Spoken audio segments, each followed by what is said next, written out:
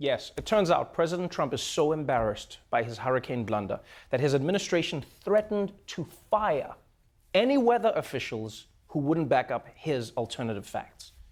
And guys, the NOAA doesn't have time for this. Their job is to monitor hurricanes.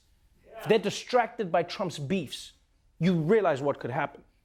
We could have a giant backlog of hurricanes. They can't come in. Yeah. Because without their hurricane permits, they're not allowed to come into the country. It's a whole process. You have to get your name, your category. It's just like they're waiting in line like, hey, what's going on? We're trying to get in. It's just like this whole thing.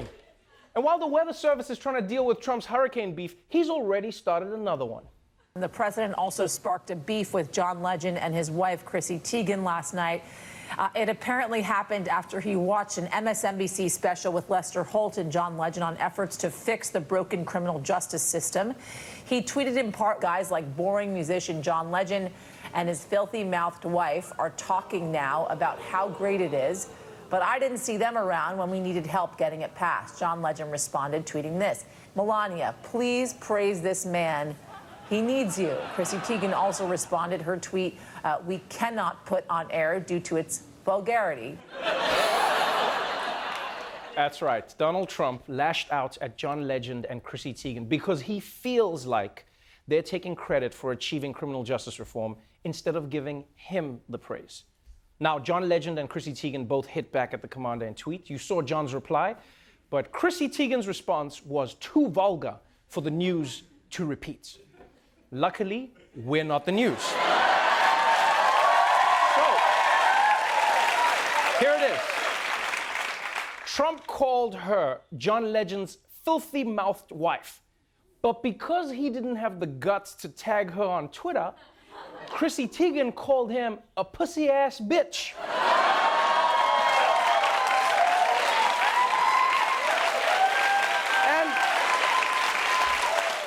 And to be honest, I don't know why the news can't say that on air. It's a well-known medical condition in which a bitch's ass is replaced by a pussy. And I think the more we talk about it in society, the more we can destigmatize this serious disease. So, Trump's beefing with the weather, and he's beefing with celebrities, but there's one Trump beef that might actually have major real-world consequences. A developing story out of Washington this morning. President Trump revealing in a tweet that he had been planning a secret meeting with the Taliban. Tonight, the White House had hoped to surprise the world with the Taliban at Camp David signing a peace deal. As President Trump tweeted Saturday night, unbeknownst to almost everyone, the major Taliban leaders and, separately, the president of Afghanistan were going to secretly meet with me at Camp David. But the president canceled the secret summit after Thursday's suicide bombing at a Kabul checkpoint. Trump said in his tweet that he immediately canceled the peace talks, asking how many more decades are they willing to fight? Okay, this story is wild. Over the weekend, Trump tweeted out that he was canceling a secret meeting he had planned with the Taliban because they had launched an attack in Afghanistan. And this came out of the blue because no one knew Trump had scheduled peace talks with the Taliban. Like what Trump did here is like your best friend telling you that he's getting a divorce, and you're like, I didn't even know you were married. And he's like, yeah, dude, it just wasn't gonna work out. She killed 11 people in Afghanistan. It was crazy. This whole thing was what? Did you hear what they said? They were like, they wanted to surprise the nation. Yeah, everyone would have been surprised if they were like, the Taliban's at Camp David. I'm sorry, what? Surprise! It's the worst surprise in the world.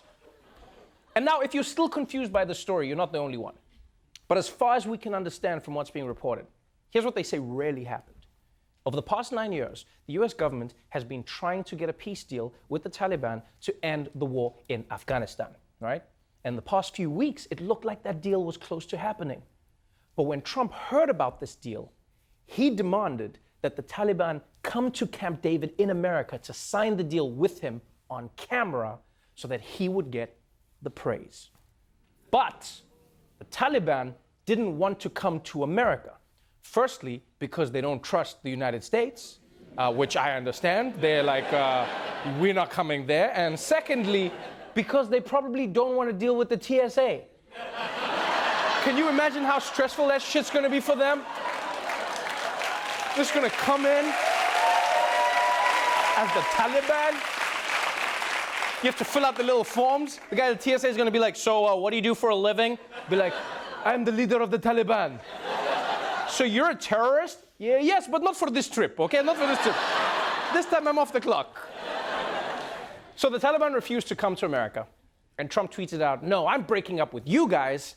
And so there's a possibility that the war in Afghanistan will continue now because Trump has put a photo opportunity above peace. Yeah.